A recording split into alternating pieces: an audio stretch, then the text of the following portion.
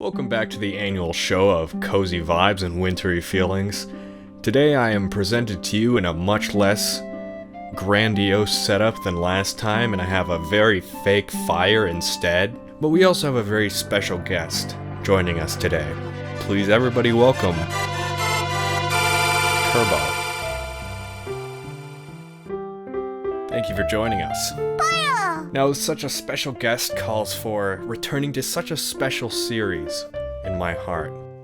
What better way to encapsulate this franchise than with a very special Dream Collection? Kirby's Dream Collection was great when it came out, and nothing has beat it since. I mean, mostly because they haven't made another one. And even though this collection only has 6 games, it's packed with tons of bonus content, charm, and 3 episodes of the Kirby animated series.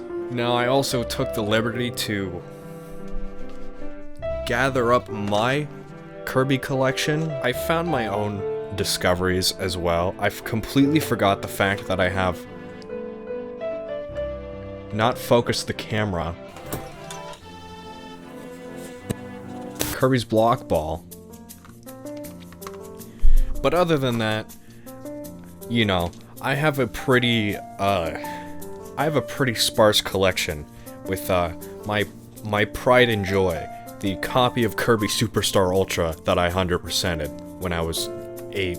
But basically, Kirby has been along in my life for quite some time, and as your average non-Nintendo fan, I surprisingly have played a lot of these games. My most prized possession, of course, being the Kirby movie. But without any further fucking Squeak Squad, let us delve in to the Kirby Dream Collection Special Edition. So as you can see, the box is a little battered. I mean, I've had this for nearly 10 years, and obviously when I was a little younger, I mean, I don't think I could have really prevented any of these things. I did try to take care of this box as best as possible. The most important part, of course, is not the games themselves. Instead, it's this celebration book, which I have desecrated. See, I remember what I was doing here. I was making connections between every game that I owned. I made a roadmap. So I guess I'd say I have over half the Kirby games. And that's pretty good considering the rest I do have are the spin-offs and Mass Attack that no one talks about. I probably won't cover everything in this book. I just thought it'd be nice to take a look at it because it's been nearly 9 years since I have. Oh yeah, so they cover, you know, every game that's been released in order. The most important, of course, being Kirby Star Stacker on the Game Boy. He's just a cute little guy. Now here's the real stuff right here, the print gallery. This is where dreams were had. Dreams of owning Kirby memorabilia that I would never see in my life, and I still have never seen a Nintendo Power over a Kirby game. I even got old Nintendo Power magazines, and I didn't even know these existed. Otherwise, I would definitely show them off right now. The game itself also comes with a soundtrack CD, which will be popping into a PS2, of course.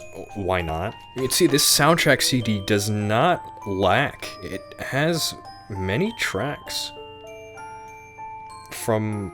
I mean, they try to include every game, so it doesn't have full soundtracks or anything. But there are 45 tracks in this whole thing, which is quite impressive, I'd say. For a single CD that came out in 2012, I'd say if you did not get this Dream Collection, you are missing out. But I do hope that in 2022, we will see another thing like this, because this was amazing for young me who was really into the Kirby games, but did not have the opportunity to play the old titles. I think I got my hand on Kirby's Dream Land. That's it. You know? No Crystal Shards for me. No Dreamland 3.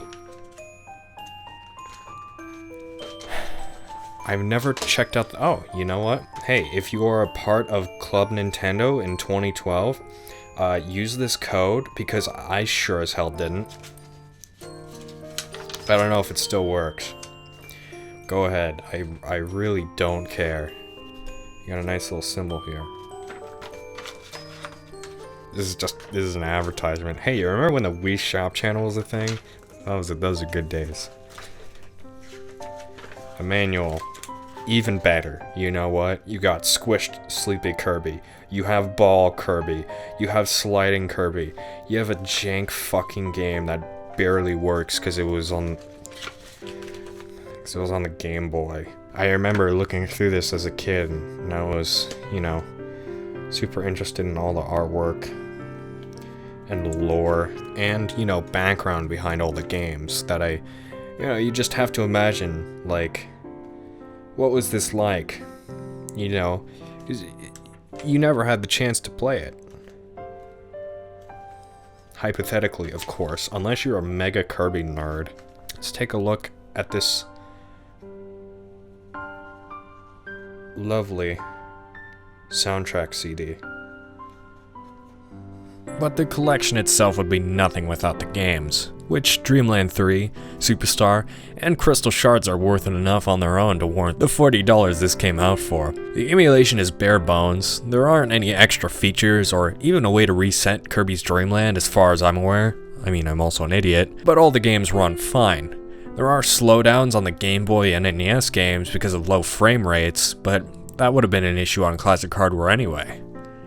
The 6 games are the main selling point, but there's still extra content such as the challenge stages. And 3 exciting episodes of The Kirby Show. Yeah, I honestly prefer this more. As said before, the soundtrack CD isn't lacking either. With 45 great tracks, it wraps the whole collection together into a satisfying bundle of Kirby history. Enjoy the rest of your holiday season. I, however, in the meantime, have something very important to attend to. Yeah!